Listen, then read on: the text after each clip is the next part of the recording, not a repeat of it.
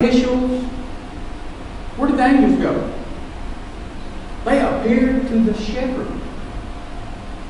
And you ever often, and we don't understand that sometimes because we don't understand the culture of that era. You think, well, okay, they appeared to the shepherds, it's no big thing. Those shepherds were low lives. They were the lowest of lows. They were the people they were the shunned people. People didn't care about the shepherds. From the very first breath that Jesus drew on this earth, He had already formed a bond with the lowest of lows. I mean, think about that. Think about who the angels could appear to. They could appear to anybody, but they went to the lowest of lows. The parallels that we can look at with the shepherd and with the shepherd of God is the low life. If you're the shepherd of the church, you're not a low life, but you have to be humble. Humility comes with being the shepherd. And God wants us to be humble. That is one thing that He wants from us. As the shepherd leads the flock, the shepherd leads the church. There's another parallel. As the shepherd lives apart from society, the shepherd today should live apart from the world. We have to live in the world, well, we ain't got to be of it.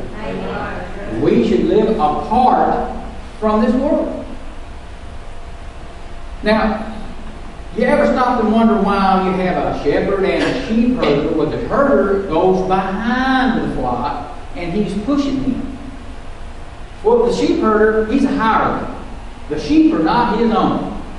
The sheep don't know his voice, and he really doesn't care if they know his voice.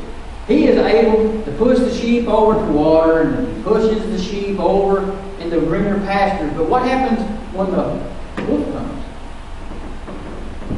You try to protect a bunch of sheep that's afraid of you, and then you're trying to protect them from the wolf, and you're trying to get in between them and the wolf.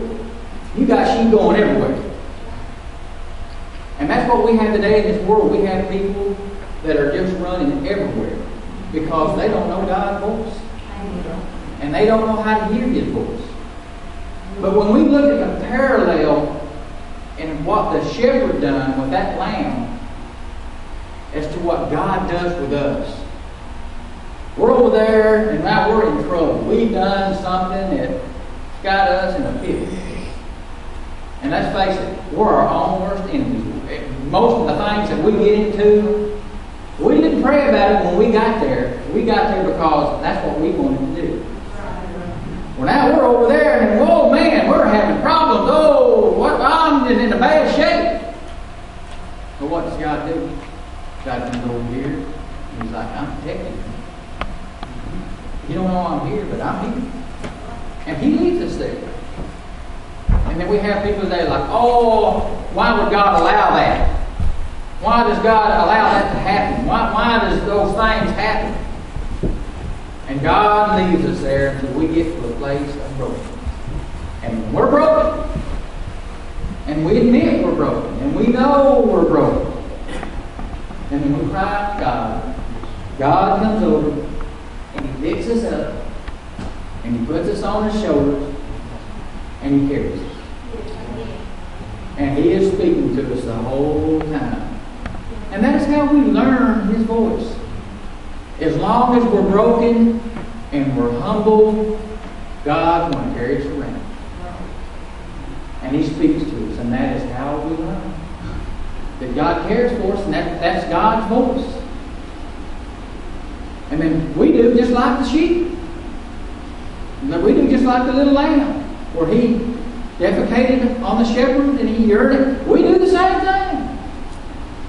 God's carried us around, and then we're crying out, why did that happen? Why did you let me go through that?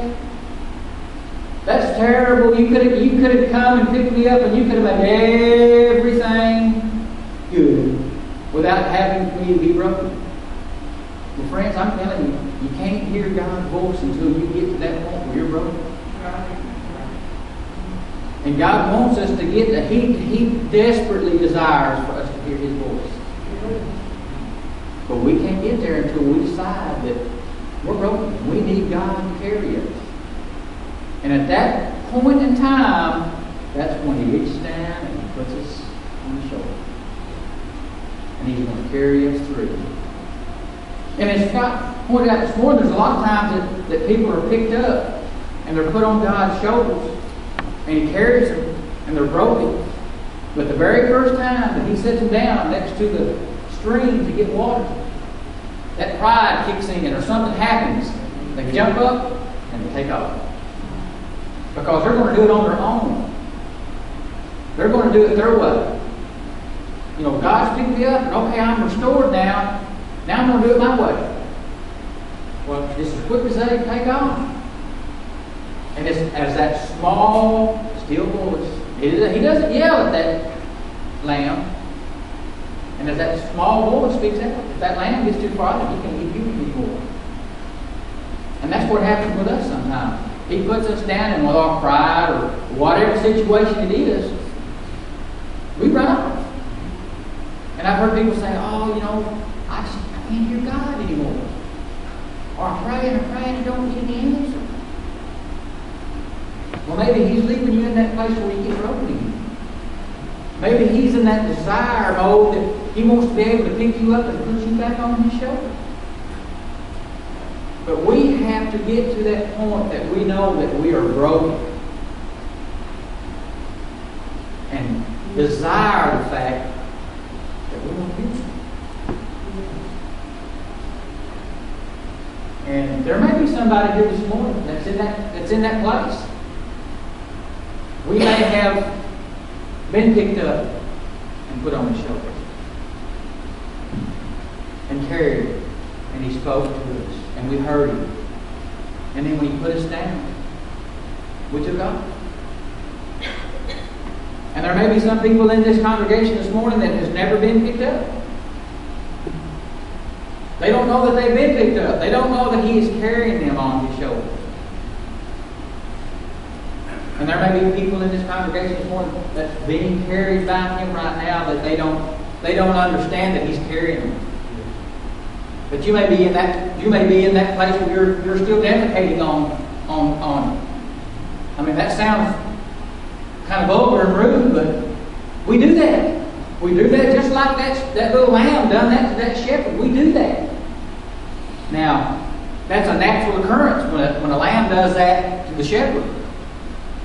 And when we do that out of just striking out because things are not going just like we want them to go. You know, it's a reaction instead of a response. So, I would ask you this morning, do you know the Good Shepherd? Do you know that Jesus laid down His life for the lamb? Do you know that He laid His life down for you? See, the price has already been paid. And the Good Shepherd is there. The shepherd just wants